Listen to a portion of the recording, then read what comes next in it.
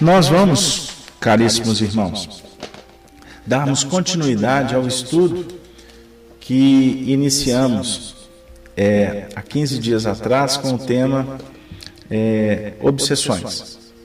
Especificamente, hoje, vamos estar trabalhando as obsessões e as psicopatologias a partir do tópico que vai definir a nossa noite como os primeiros movimentos, intitulado Flagelo da Obsessão.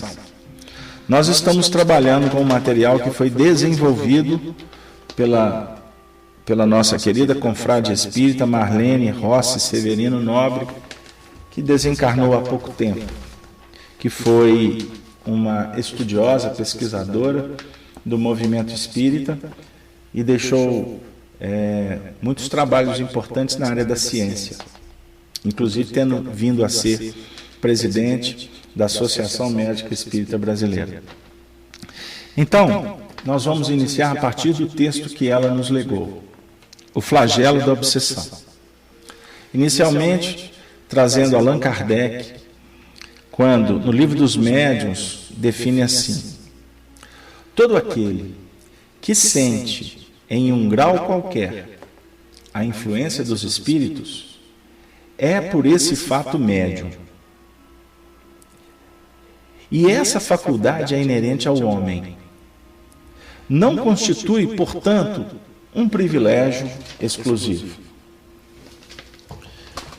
Para André Luiz, afirma Marlene Nobre, a mediunidade é um dom inerente a todos os seres.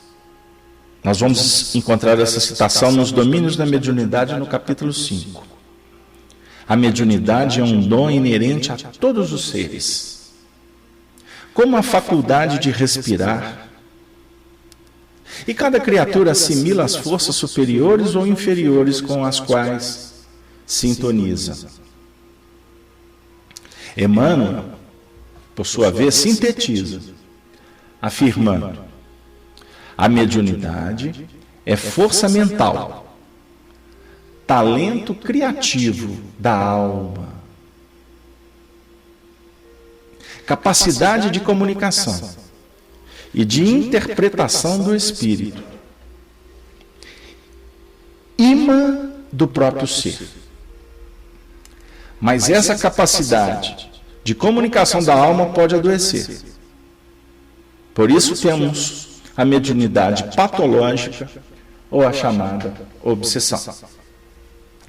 Antes de entrar propriamente na obsessão, vamos analisar aqui alguns pontos. Primeiro, com Kardec. Todos nós sentimos a influência dos espíritos.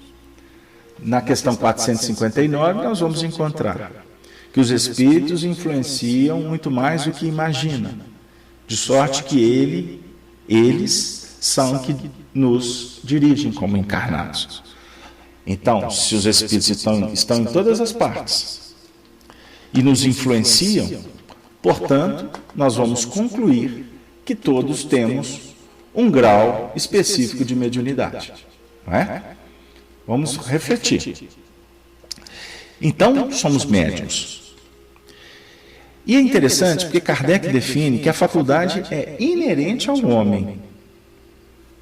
Aí ele vai trabalhar um conteúdo, inclusive moral, a definir que se ela é inerente ao homem, não é privilégio tê-la, no seu sentido de que uns têm, outros não.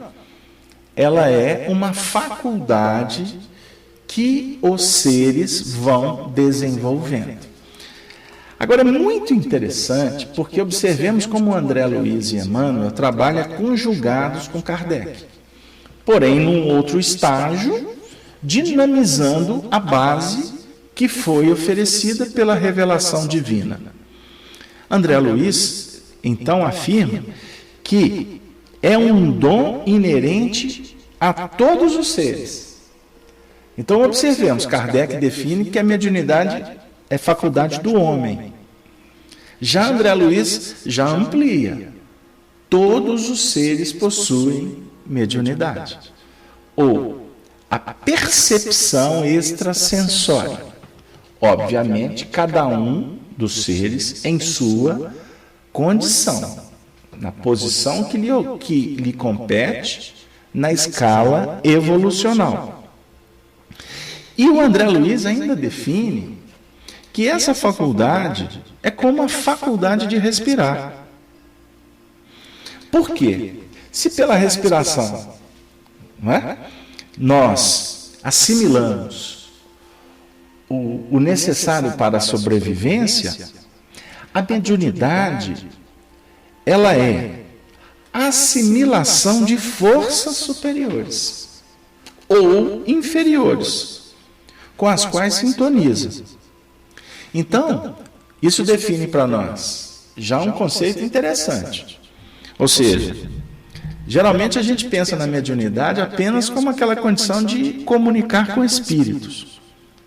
Então, a mediunidade, ela vai sendo ampliada nos conceitos científicos que o mundo espiritual vem nos revelando, a definir que nós assimilamos forças. Então, não é o pensamento que é refletido pela nossa mente, que vem de fora, ele traz contributos, são energias. E essas energias, portanto, podem ser superiores, advindas do mundo maior, do mundo espiritual elevado, como também podem ser forças provindas dos mundos inferiores, ou das frequências espirituais inferiores. Ok? Então, a gente está até observando, por exemplo, a Dani está dizendo que a obsessão varia de acordo com o caráter do espírito. Olha que interessante. A obsessão varia conforme o caráter do espírito. Podemos continuar? Bom, então, agora, o que é importante? Se conforme nós estamos refletindo, tem a ver com a questão da sintonia, isso também nos traz uma ponderação importante, que, de acordo com os nossos interesses, nós vamos projetar nossa mente para assimilar aquele nível ou aquele tipo de força, aquele gênero. Se os nossos interesses são elevados, como agora, que nós estamos aqui orando, refletindo, estamos nos intercambiando no bem, nós estamos elevando para receber do mais alto aquela medicação, aquelas forças, aquele, vamos dizer assim, aquele contributo que possa nos ajudar, inclusive a refletir. Agora, quando estamos irados, desequilibrados, etc., nós vamos então nos sintonizar com as forças inferiores. Agora vamos passar para Emmanuel. Emmanuel sintetiza dizendo que a mediunidade é força mental e é talento criativo da alma, capacidade de comunicação e de interpretação do espírito. É um imã do próprio ser. Por que ele fala um imã? No sentido de atração. Não é? É um imã do próprio ser. É um talento do próprio ser. Então, é força.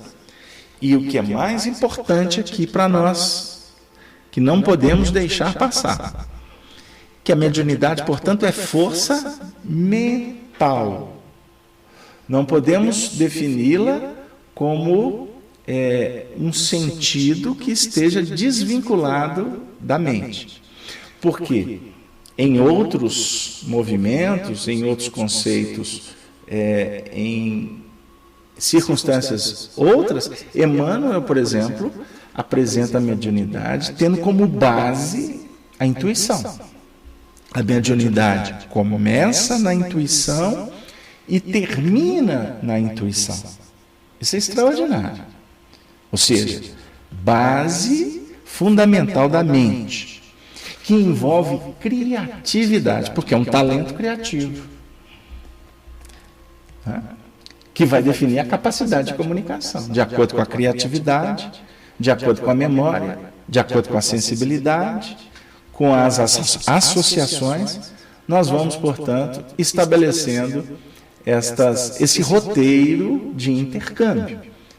E aí eu posso até também, aqui para ampliar mais ainda, refletir com vocês, dizendo que intercambiar com os espíritos, estando eles encarnados ou desencarnados.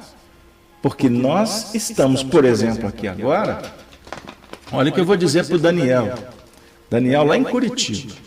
Daniel, nós estamos nos intercambiando através de um veículo que é a internet. Mas como a nossa mente está focada nesse trabalho, e quando, por exemplo, eu vou conversando, por exemplo, com o Daniel, eu estou chamando a atenção do Daniel para esse fulcro que está sendo irradiado pelo mundo espiritual. Então, o sexto sentido, conforme a Maria está colocando aí, esse sexto sentido, que é um termo usado por Charles Richer, esse sexto sentido está sendo avocado para estabelecer, portanto, um nível de sintonia. Então você, Daniel, como eu, Carlos Alberto, lá de cá, estamos também trocando vibrações, energias, que são, portanto, assimiladas pelos condutos mediúnicos. Captaram aí? Nós não estamos recebendo apenas as vibrações do som, da imagem que toca a nossa retina. Não. Existe toda um envolvimento espiritual de cada um que oferta e recebe. Por isso é que eu quero até dizer que existem alguns diálogos que nós estabelecemos, que eles são, além de produtivos pelo conteúdo que é trabalhado por dois ou mais seres, mas o diálogo ele pode também, além de tudo isso, oferecer contributos espirituais valiosíssimos. Quando há, por exemplo, um intercâmbio sincero de vibrações, troca, alimentação. Deu aí? Você deseja o bem para o outro está do seu lado, sintonizado com esse movimento, ele capta tudo isso também. Então a gente trabalha em muitas esferas. A ciência quântica fala no universo, né, das dimensões das cordas, né? Muito interessante essa teoria, que vai efetivamente estabelecer para nós algumas reflexões que têm a ver com o mundo espiritual mesmo. Embora uma coisa é uma coisa, outra coisa é outra coisa. E temos que tomar cuidado para associar as ciências, porque tem alguns físicos que discordam dos próprios físicos. Então, nós como espíritas temos que tomar cuidado para trazer a ciência do mundo para dentro do espiritismo. Viu? Isso é uma reflexão. E eu faço essa reflexão com os meus amigos, no sentido de termos cuidado. Cuidado.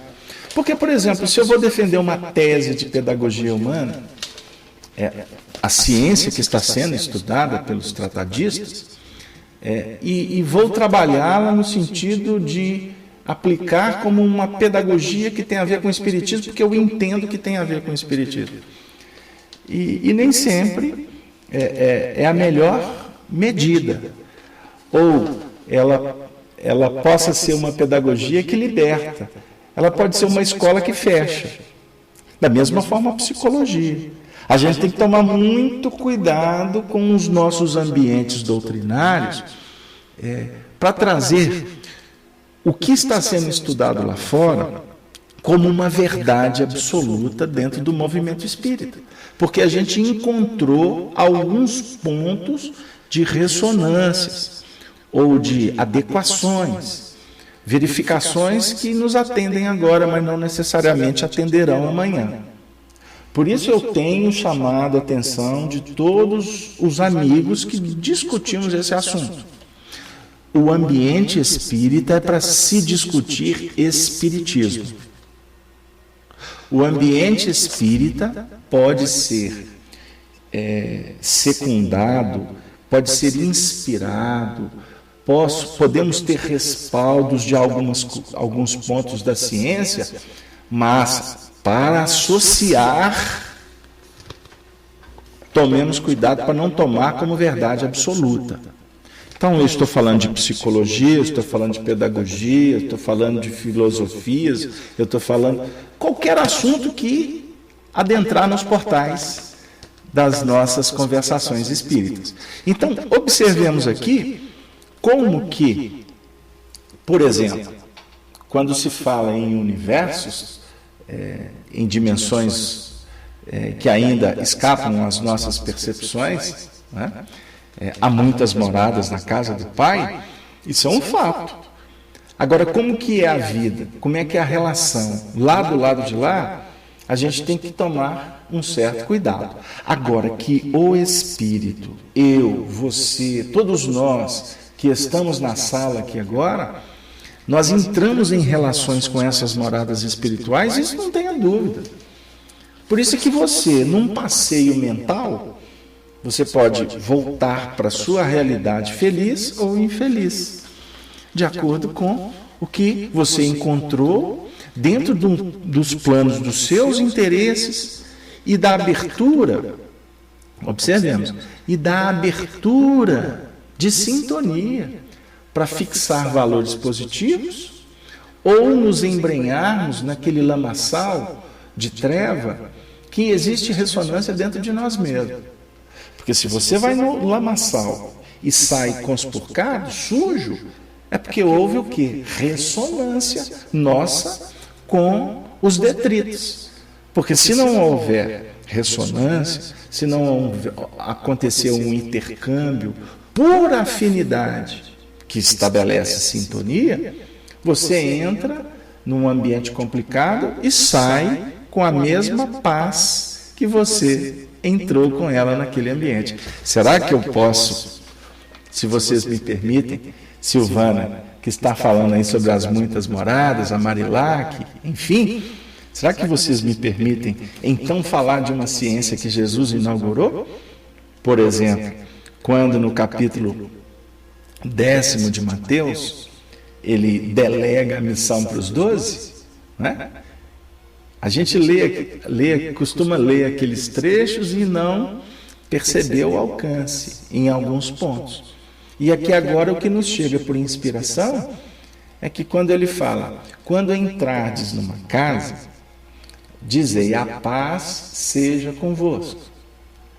Se aqueles que estão na casa não receberem essa paz, que vocês saiam, ou que nós possamos retornar para a base, né, para o campo íntimo, recolhendo aquela paz oferecida e não assimilada.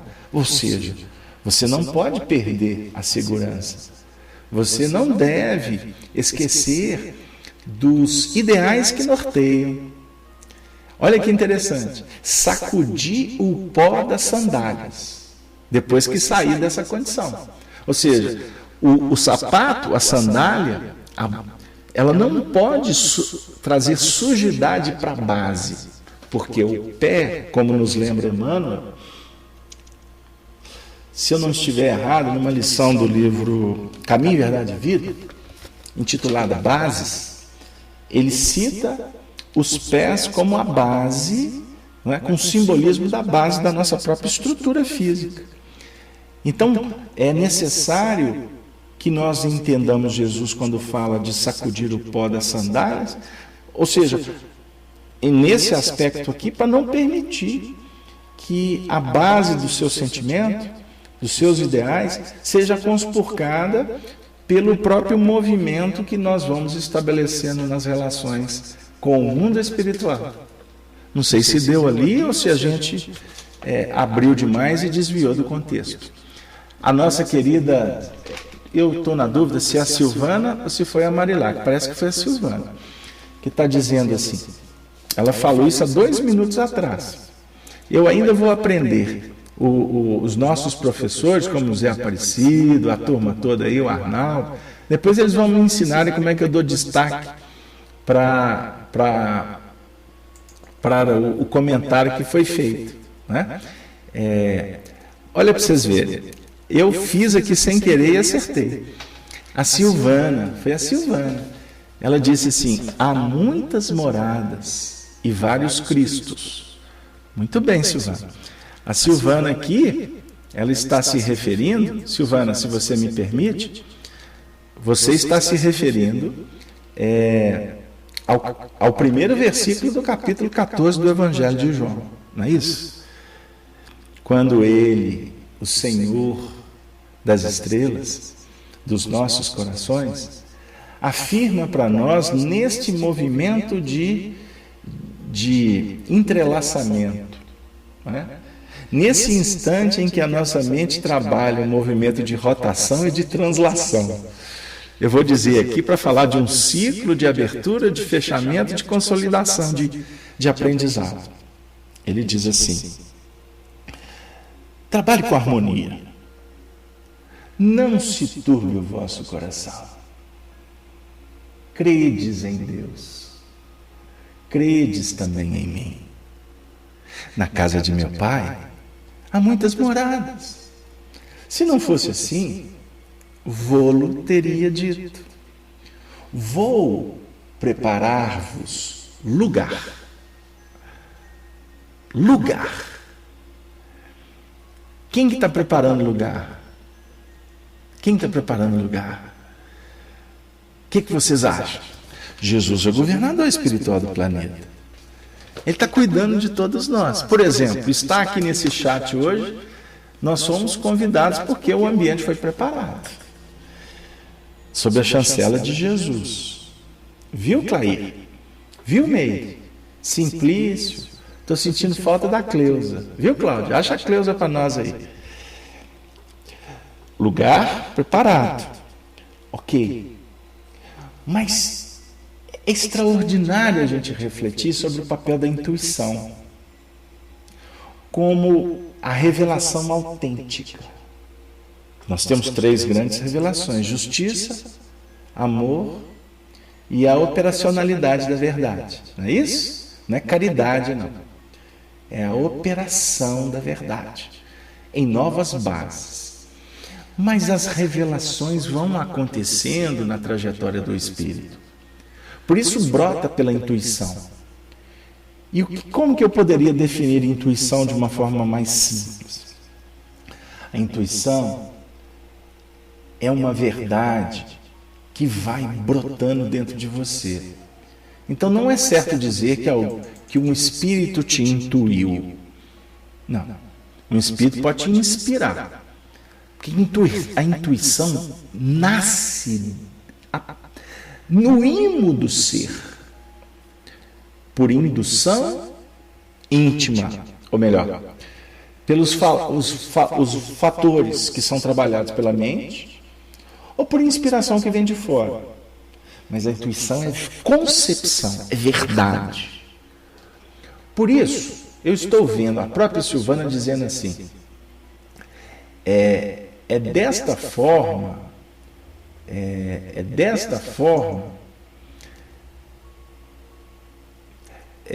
só um instante, é dessa forma que se faz a interpretação, exercendo a mediunidade da intuição? Querida, se me permite, observemos. Nós temos que ser cuidadosos. Como é interpretar? Evangelho é a ciência do Espírito.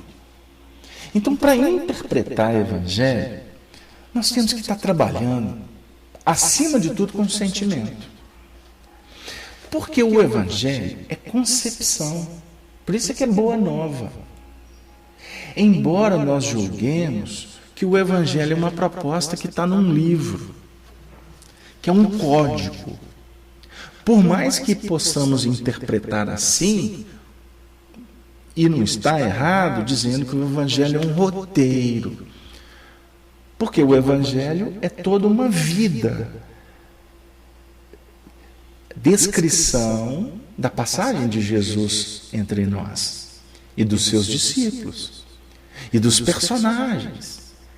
Então é caminho, não tenha dúvida. Mas o caminho é concepção filosófica, ok? Caminho. Nesse mesmo capítulo 14 de João, Jesus diz: eu sou o caminho. Ele é a filosofia. Ele representa todos os estudos filosóficos que aconteceram e acontecerão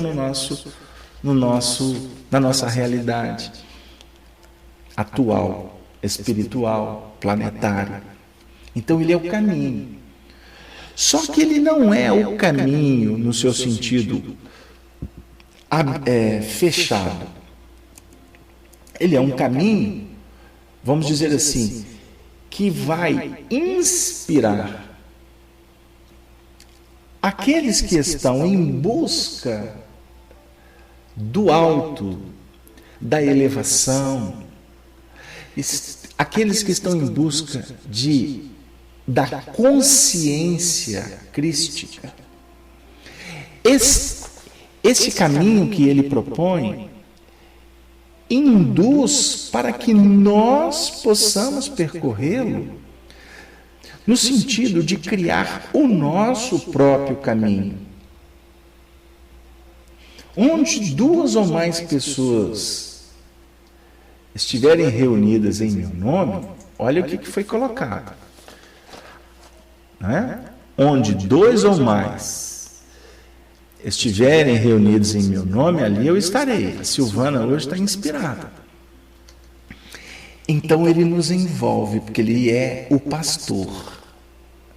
Ele é o pastor. Ele é o Messias. Mas ele é o Cristo. Ele se sublima no Cristo. Não no Cristo no seu sentido de nós reverenciarmos como Cristo, mas o Cristo nascer em nós, na construção desse caminho. Por isso é que o caminho é seu, o caminho é da Miriam, não é? O caminho é do Clair, é do Elton, é da Dani, né? Do Dani, né? O caminho, deixa eu pegar aqui embaixo, da Anne Lima, do Ricardo, do Rafael Faustini, do Tiago, não é? Da Núzia, do Daniel aqui de Belo Horizonte. O caminho é de cada um. E percorrer esse caminho, a concepção da verdade, é a intuição soberana. Não sei se deu aí. Por isso que a mediunidade começa na intuição e termina na intuição. Então vamos pensar, começa na intuição porque é uma concepção que vai projetar o ser, que vai elencar o ser para a jornada. E no momento em que ele percorrer esse caminho, essa intuição vai estabelecer uma grande relação do filho com o próprio pai. É a verdade consolidada. É a comunhão crística. Eu e o Pai somos um. Somos nós com o Cristo e o Cristo com Deus. Essa passagem, essa interpretação, ela tem que ser realizada com muito cuidado, mas com muito sentimento. Não vou dizer muito, porque não tem essa de muito ou pouco. Tem que ser trabalhado com sentimento.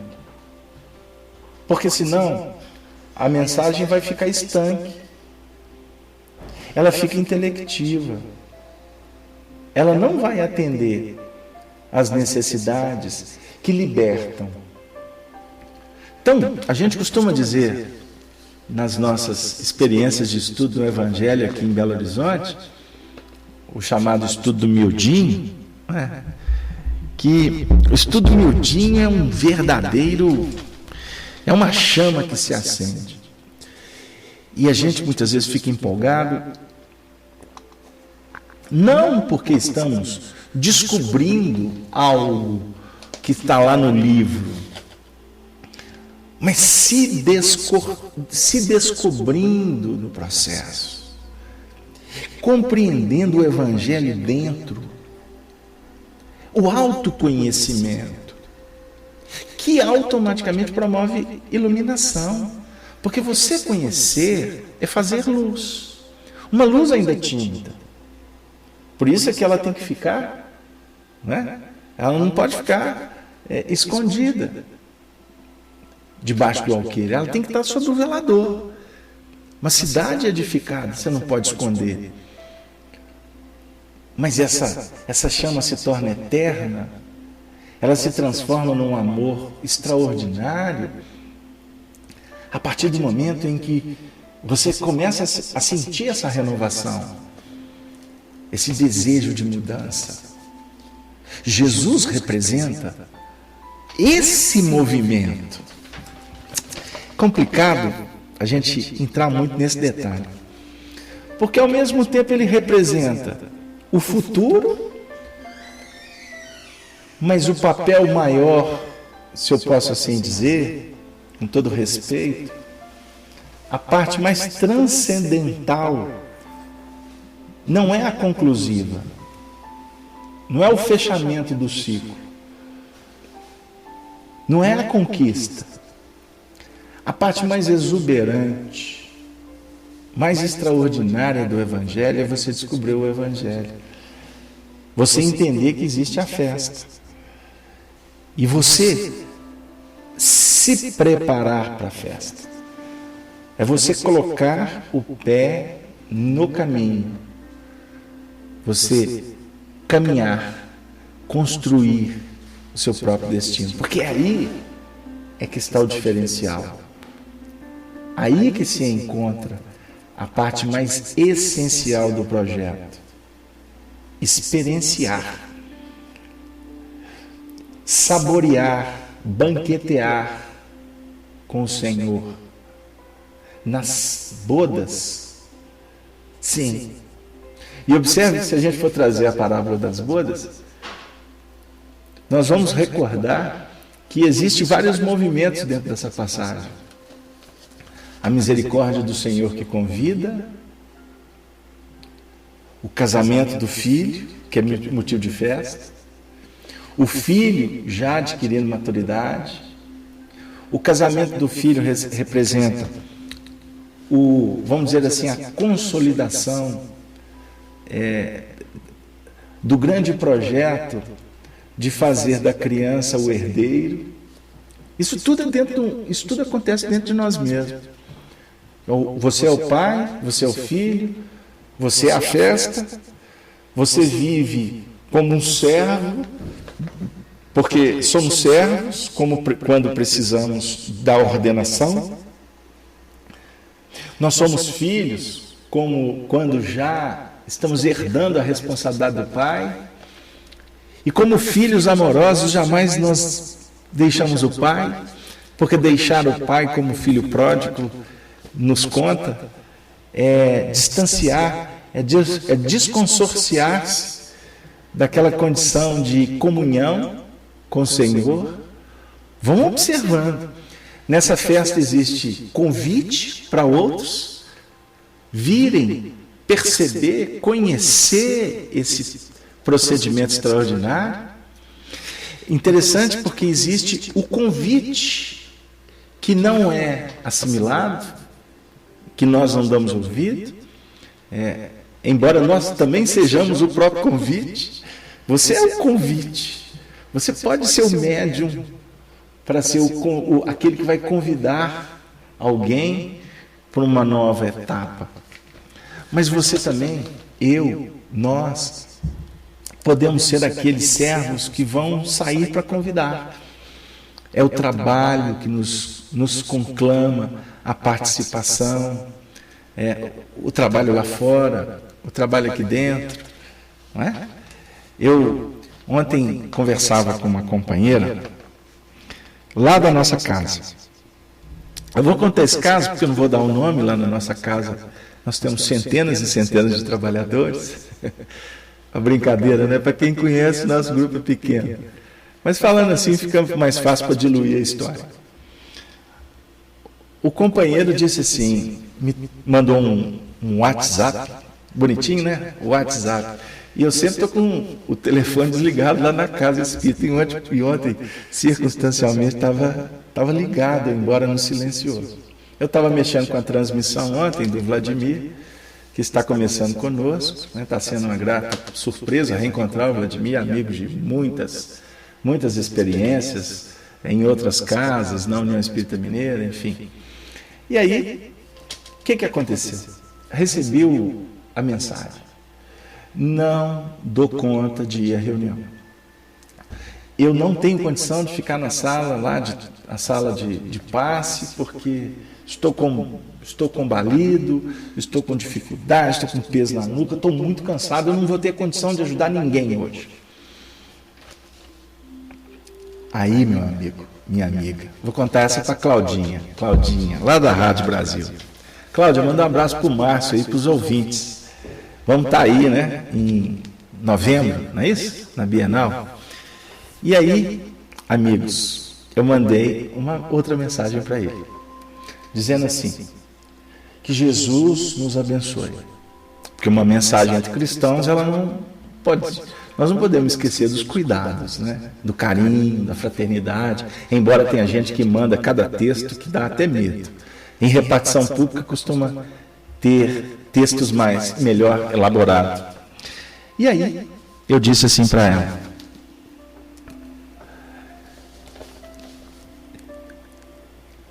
no dia em que eu vir para a casa espírita, me julgando na condição de alguém que estou indo para doar, talvez seja o momento de eu repensar conceitos. Como somos convidados para fazer exposições, muitas vezes nós ficamos preocupados com o que nós vamos oferecer. A roupa que vai impressionar, o discurso, a retórica que costuma comover, impactar. É tão bonitinho ver um expositor falando que vai falar alguma coisa que o povo não está preparado. Temos visto por aí. Tem expositor que fala assim, olha, se vocês não me entenderem, me desculpem. Escutei isso outro dia. Numa total desconsideração com o público. Como se o indivíduo fosse o doutor. Meu Deus. Mas vou voltar, porque senão o caso Alberto desvia. Porque nós precisamos de entender como é que nós devemos nos conduzir, não é para ficar prestando atenção nos outros, não. Mas o cristianismo nos convida a termos mais cuidados. Aí continuei dizendo, se eu julgar que eu estou vindo aqui, por exemplo, fazer um estudo, como alguém que vou trazer algo de muito extraordinário para o público, é necessário que eu repense a minha posição. Porque geralmente quando eu estou preparando um material, quando eu me proponho a seguir um programa, um tema, eu sempre procuro estar vigilante para compreender que eu estou indo lá para aprender. Por isso a mensagem tem que ser inteligível para mim e automaticamente adequada para quem está no contexto. Embora sabendo que a prioridade é quem está lá na frente. O que eu até convido os expositores espíritas a termos a tranquilidade de ter que fazer adequações até no material que a gente vai levar.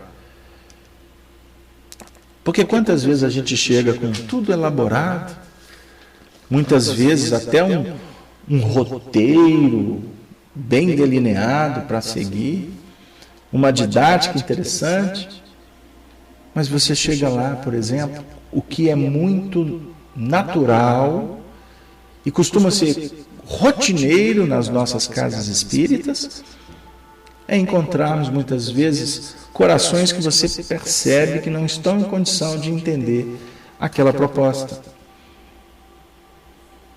Certa feita, ou para não dizer muitas vezes, já aconteceu conosco, de falar do tema atender ao convite, à definição dos orientadores que convidaram, mas a prioridade é o Filho do Calvário. É aquele que está ali. Porque eles precisam muito de Jesus nesse mundo de dores. Como eu preciso de Jesus. Preciso muito mais de Jesus do que do templo ou dos representantes do templo.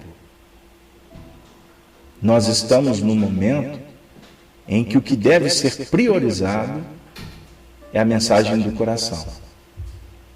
Com isso, amigo, eu completei a mensagem para a companheira. Repense.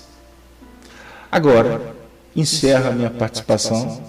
Eu disse para ela, para essa pessoa, pensando no seguinte: já imaginou se a gente começasse a se colocar naquela condição de eu não tenho condições? Porque eu sabia que ela tinha. Eu conheço um pouco dos médiuns que trabalham conosco. Eu disse assim: olha, se eu começar a priorizar a treva, o cansaço, daqui a pouco eu vou priorizar muito mais as minhas necessidades materiais do que eu trabalho com Jesus. Se a atividade é para atender sofredores, você está dizendo talvez que é um sofredor nessa noite mais do que nos outros dias. Então eu tenho para mim que você deveria vir à casa espírita, não na condição do passista, mas na condição de alguém que vai receber o passe também. Qual a diferença sua para o Filho do Calvário que está sentado, suplicando em lágrimas as bênçãos dos céus? Sabe qual foi a resposta? Arrependi de ter mandado a mensagem. Ai, eu dei belas gargalhadas. Quando foi? A reunião transcorreu e eu nem tive notícia. Quando foi hoje, eu recebi uma outra mensagem do companheiro dizendo: valeu o alerta, porque eu entrei estropiado e saí um gigante. Eu falei assim: que bênção, que o Senhor esteja conosco, porque Ele está entre nós. Mas para que Ele esteja entre nós, de verdade, é necessário você abrir o seu coração para as verdades que estão batendo na nossa porta, convidando para a renovação efetiva e afetiva.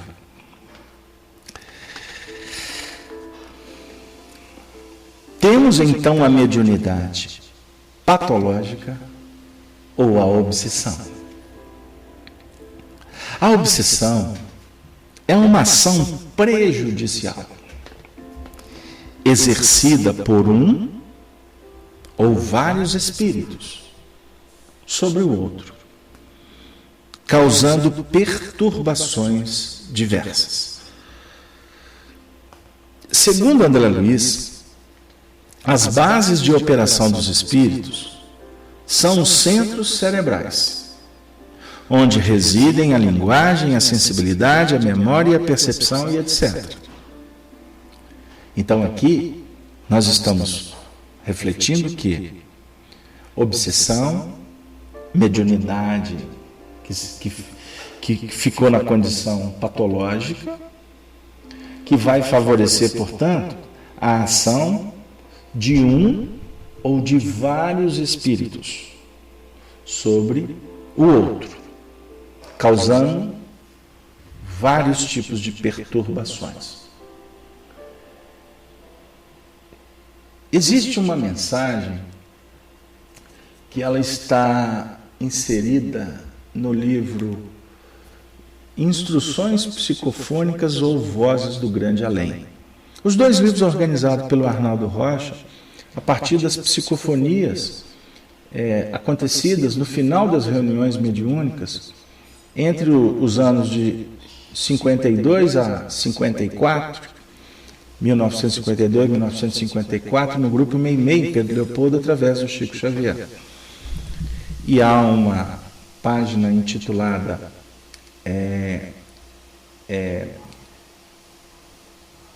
Alergia, alguma coisa nesse sentido. Me fugiu o título. Onde Dias da Cruz fala sobre os processos alérgicos que são favorecidos pela obsessão. É uma página extraordinária, que eu me comprometo na próxima semana a trazer aqui no estudo, dando continuidade ao trabalho. Bom, então a atuação vai se dar nos centros cerebrais. Mediunidade, a base é mente. A obsessão, atuação no campo mental, com repercussões nos centros do cérebro físico. Aqui, ótimo, achei o texto. É alergia e obsessão. Está nas instruções psicofônicas. Olha que interessante. Eu li esse material aqui há mais tempo e até estou me surpreendendo, porque eu estou antecipando o que está aqui. Dias da Cruz afirma que a obsessão é semelhante a um processo alérgico. Lembra a definição de alergia dada por Piaget, quando diz assim: a reação modificada nas ocorrências de hipersensibilidade humana. Muitos organismos humanos apresentam reações ou reação específica contra os agentes como o pólen, poeira, alimentos, parasitose da pele, do intestino e do ar, bactérias, etc. Os chamados alérgenos, que podem ser exógenos e endógenos. Na intimidade da célula, o anticorpo produzido pelo organismo age sobre o antígeno, liberando a substância H, a histamina, que por sua vez atua sobre vasos capilares, fibras, etc., ocasionando os distúrbios orgânicos diversos que conhecemos nas descrições clássicas dos compêndios médicos, tais como a dermatite, a corisma, a asma, o edema, a urticária, a enxaqueca e etc. Explica ainda o médico desencarnado que as radiações mentais, conhecidas como agentes R, constituem a base da formação da substância H. No caso da obsessão, seriam os agentes R, de natureza destrutiva, que teriam no cérebro seu órgão de choque. Os pensamentos definidos por vibrações, palavras ou atos arrojam raios específicos. Os de natureza destrutiva são os da cólera, irritação, leviandade, maledicência, crueldade, calúnia, irreflexão, brutalidade, tristeza e etc. Para sanar a obsessão nos outros ou em nós mesmos, é preciso cogitar dos agentes R que estamos emitindo. Vemos assim que, como define o nosso querido Dias da Cruz nesta lição, o pensamento é força que determina, estabelece, transforma, edifica, destrói e reconstrói. Esta é a força do seu pensamento. do nosso pensamento. Pensamento é força que determina. A força que determina é a vontade. Estabelece, define segurança, que é o efeito do bom combate, da perseverança, que transforma, o pensamento transforma. A tua fé transporta montanhas. Não foi o que Jesus nos ensinou? Todas as curas de Jesus, sempre ele se referia à fé. A gente associa fé com religião. Não, fé nos remete à fidelidade, à conjugação, à sintonia, fidelidade com a consciência, fidelidade com o divino, com o espírito, com o bem, com a luz. Essa fidelidade é capaz de transformar pedras em pães.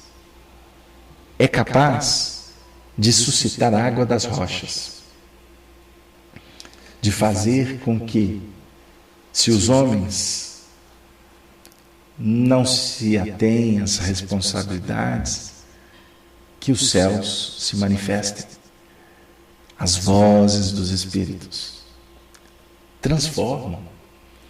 Então, por mais que você imagine que uma situação está definida, vá com calma. E quem sabe, através da sua vontade, em sintonia com o mais alto, você não tem a chancela para transformar. O pensamento edifica, ele constrói, ele fortalece. É necessário refletirmos sobre a construção íntima, a construção de novos valores, a construção que vai definir uma morada sadia, equilibrada, a construção que vai garantir a saúde. O pensamento destrói.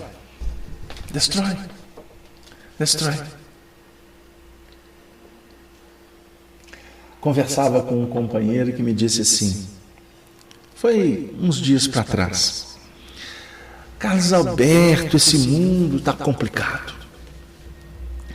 Tudo está bagunçado. Sabe o que aconteceu conosco lá no ambiente de trabalho? Uma escola. O diretor da escola foi demitido. Olha, são 30 anos de trabalho. Foi uma comoção geral na escola. Todos ficaram em pânico. Meu Deus, o que está acontecendo nesse nosso mundo? Uma pessoa tão boa. E ela foi trazendo, foi falando, e eu fui observando que ela foi entrando numa comoção, né? Ela foi dando uma vazão à emoção de uma forma muito intensa. Aí ela foi falando, depois que ela contou a história, eu falei assim, senta aqui. Nós estamos vivendo realmente num momento complicado, né? Muitas transformações, testemunhos, enfim. Mas me conta aí, como é que era essa companheira? O que ela fazia? E ela foi tecendo os comentários dos mais vitoriosos, né? Conquistas, uma pessoa que dedicou a vida inteira no sacerdócio da educação, ajudou, ensinou a tantos, criou uma rede de benefícios, de amigos, deixou um rastro de luz. Aí eu perguntei assim, tá, legal, e qual que é a idade dela? Você acha que o emprego vai vai pesar na balança, ela vai ficar em situação difícil. Fui perguntando assim de uma forma muito natural. Não, com relação a isso não. Ela é uma pessoa que tem um bom salário, tem uma vida super tranquila. Ela tem tantos anos de idade, ela me contou, ela inclusive já praticamente aposentou e etc. Ela foi falando. Só coisas boas. Aí eu perguntei assim, mas diante de tantas coisas boas, ao invés da gente pensar que o mundo está complicado, que a crise está batendo para todo lado, etc., você já parou para pensar que as soluções do alto estão sempre a caminho para todos? Ela, como assim? Eu falei assim, olha, depois de tanto tempo trabalhando, de uma folha de serviço tão extraordinária, será que ela não recebeu uma promoção do alto? Como assim? Ela ficou sem o trabalho. Eu falei assim, minha amiga, qual a concepção que nós aprendemos de trabalho no Livro dos Espíritos? Trabalho é toda ocupação útil, não é verdade?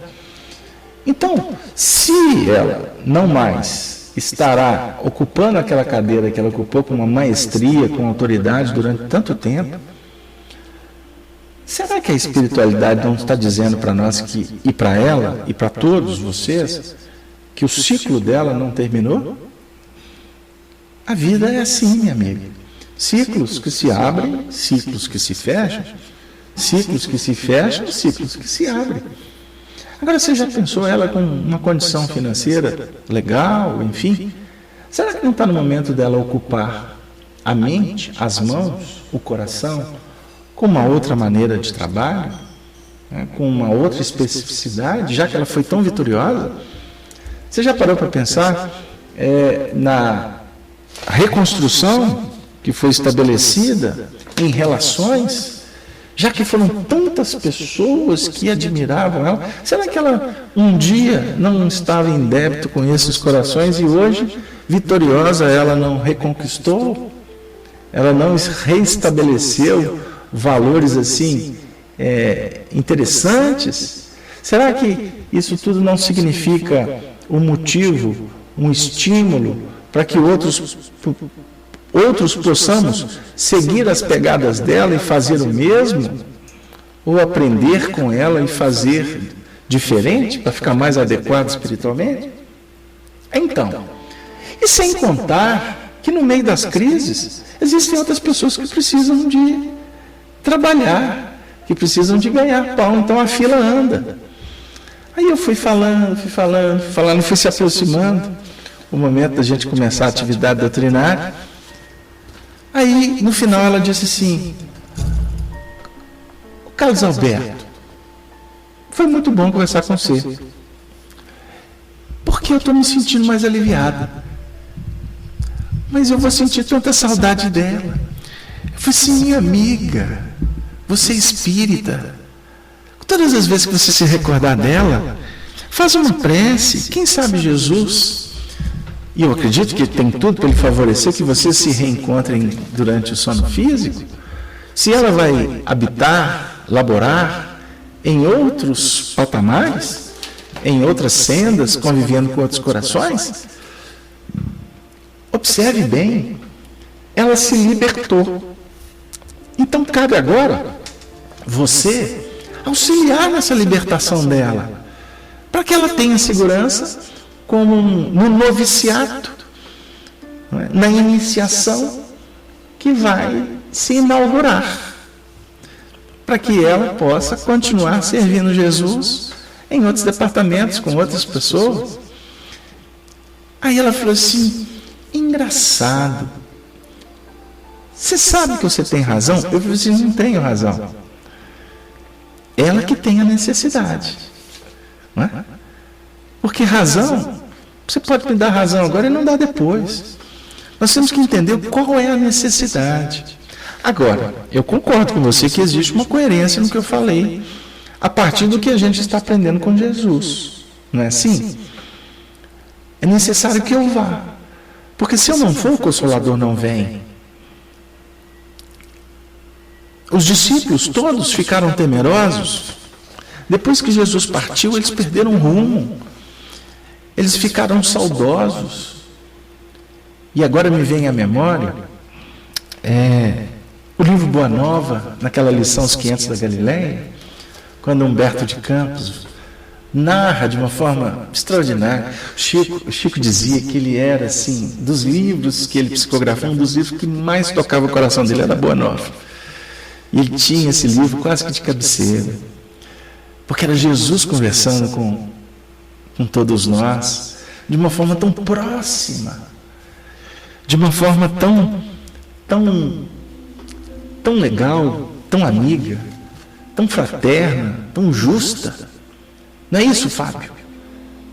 Todos nós estamos aqui no chat, não é? Por exemplo, o nosso Rafael trouxe um pensamento aqui que eu acho que é muito interessante a gente colocar. Um posicionamento, né? A árvore nascente aguarda-te a bondade e a tolerância, para que te possa oferecer os próprios frutos em tempo certo. Olha que bonito, olha que legal, Rafael, trazendo uma frase, uma frase que foi psicografada pelo Chico Xavier. Eu gosto sempre de comentar uma coisa, tá, Rafael? Como amigo, a gente vê muito no movimento espírita frases assim, frases assinadas pelo Chico. A gente sabe que o Chico era um espírito com sua individualidade, mas que a gente possa sempre ter o cuidado de observar se é do Chico mesmo, porque senão a gente pode estar colocando uma coisa na boca dele, embora ele tenha sido copartícipe, mas é necessário dar os créditos, né? Essa frase é de Emmanuel, no livro tal, até para convidar as pessoas a buscar, e a gente ser cuidadoso com as fontes para que a gente também não coloque coisas como é comum acontecer, né? A gente conta um conto, aumenta pontos, altera o autor, como a gente fala aqui em Minas Gerais. Mas é isso aí, amigão. A árvore nascente, não é? Aquela condição ainda frágil, aguarda a bondade e a tolerância para que possa ofertar os próprios frutos em tempo certo. Né? Em tempo certo. Muito legal, muito legal. Então, amigos, nós estamos aí refletindo sobre a necessidade de focar a luz. E como a gente estava relembrando uma situação pessoal, embora a gente traz questões do cotidiano para trazer, não no sentido vaidoso, mas para trazer para a operacionalidade o conceito do Evangelho. É assim a interpretação, ou poderia ser assim, né? Nós nos tornando personagens, aqueles aprendizes que estamos suplicando a presença de Jesus. E eu citei o Boa Nova, né? Como lá no final, ou melhor, no início do texto, Humberto de Campos afirma que estavam reunidos os leprosos, os sofredores, as mulheres, as crianças que foram cuidadas, tratadas, os homens que foram orientados por Jesus, e eles estavam todos muito saudosos do Mestre. Eles estavam como que questionando o que seria deles, como muitos de nós agora, que nos encontramos aqui, viemos a esse espaço, porque no fundo alguma coisa nasceu dentro da gente. O que será de nós? O que vai acontecer daqui para frente? Aonde está o Senhor?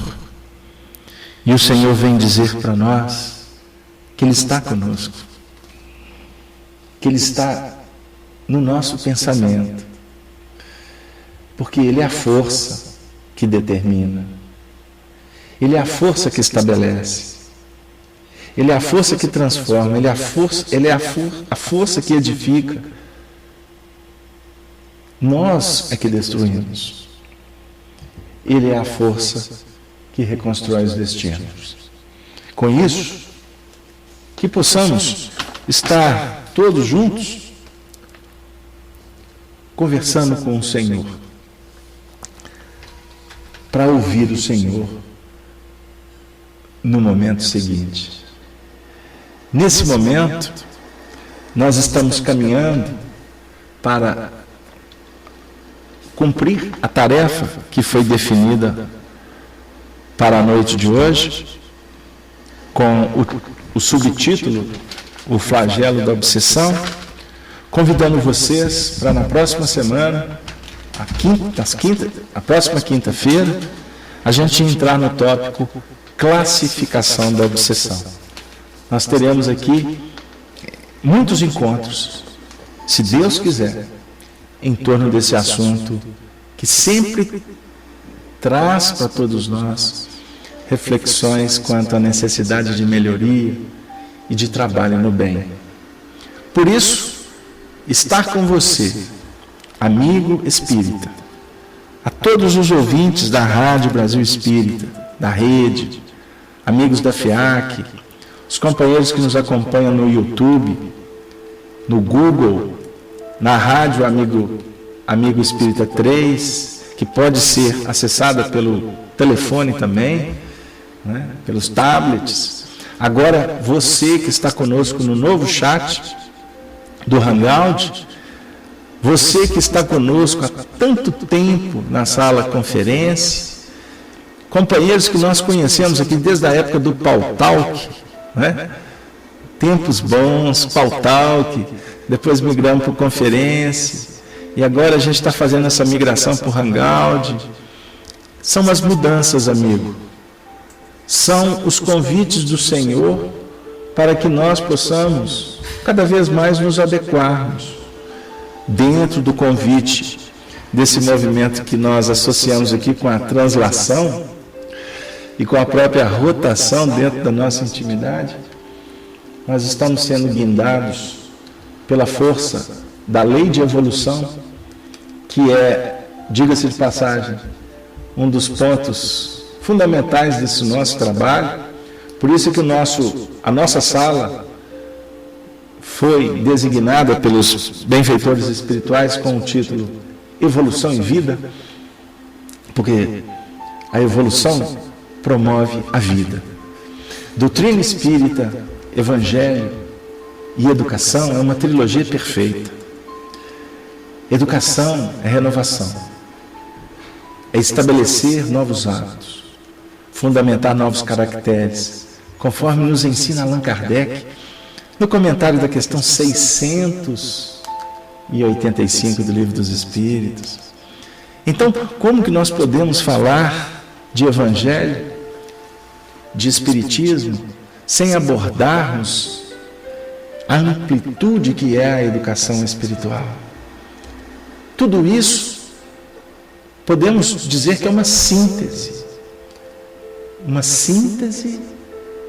que se caracteriza, que se esboça como uma semente chamada amor. Só o amor fertiliza, só o amor dinamiza, né? Só o amor transforma. Por isso, nós aprendemos aqui com os professores de Espiritismo que tivemos aqui em Belo Horizonte, época áurea, quando se discutiu e se estabeleceu essa metodologia do estudo do Evangelho miudinho, que, como dizia Oswaldo Abreu, a instrução informa, a educação forma, mas só o Evangelho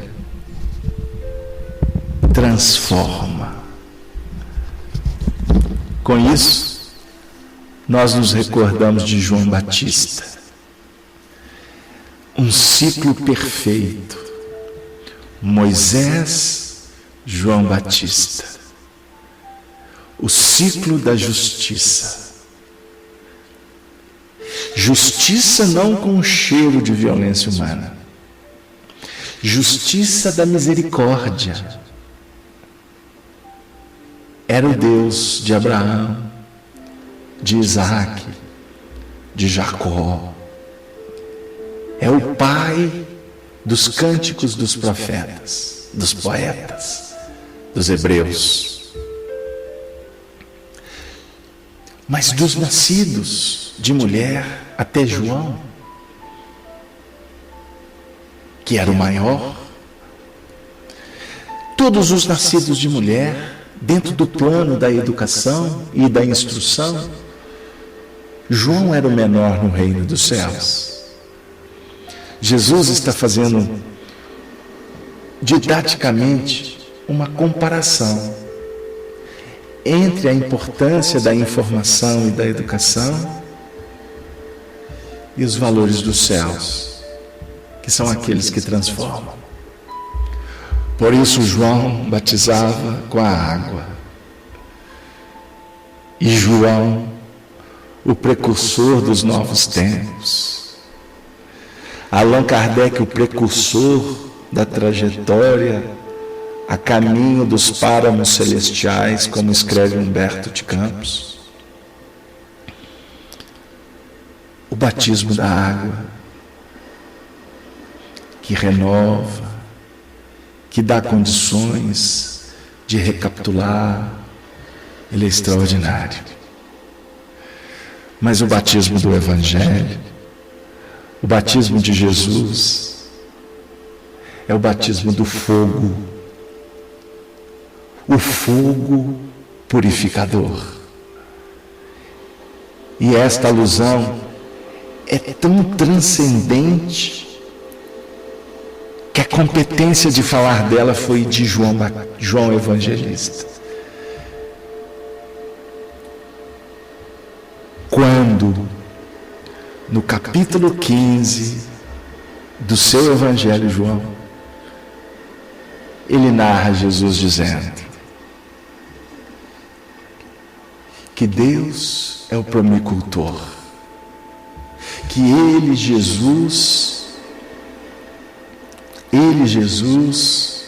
é a videira, e que nós, os discípulos, os aprendizes, nos transformamos em varas, feixes de varas quando estamos juntos, os ramos que estão conectados na videira. Mas quando se desconecta o ramo, extirpa-o, ele morre, porque não mais receberá a seiva. É necessário então que seja lançada ou lançado no fogo, o fogo que transforma, o fogo que purifica. Por isso Jesus, precisamos de falar ao Senhor. E Maria Dolores, em Antologia da Espiritualidade através de Chico Xavier, diz assim: Senhor, se hoje viesses em pessoa até nós, que te diria eu? Que milhões e milhões de companheiros vagam em desatino, sem cogitarem de saber o que são e quem são. Que a penúria de espírito campeia, insuflando amargura e rebeldia, sofrimento e ilusão? Que o medo em se alastrando, na escura inquietação a que se aferra, gera conflito e angústia em toda parte, nos caminhos da terra? Que a riqueza do ouro não remove tristeza e solidão na alma ferida, que os engenhos perfeitos do progresso não enxugam as lágrimas da vida? Que te diria eu, Jesus, se te encontrasse? Que nos condói fitar a multidão dos que fogem de si mesmos, dando-se a dor maior por onde vão? Que nos comove contemplar a inteligência rica e, entretanto, insegura, elevando o conforto, sem saber dissipar as sombras da loucura? Que diria, Senhor? Não te diria nada disso, pois sabes tudo ver muito mais do que nós.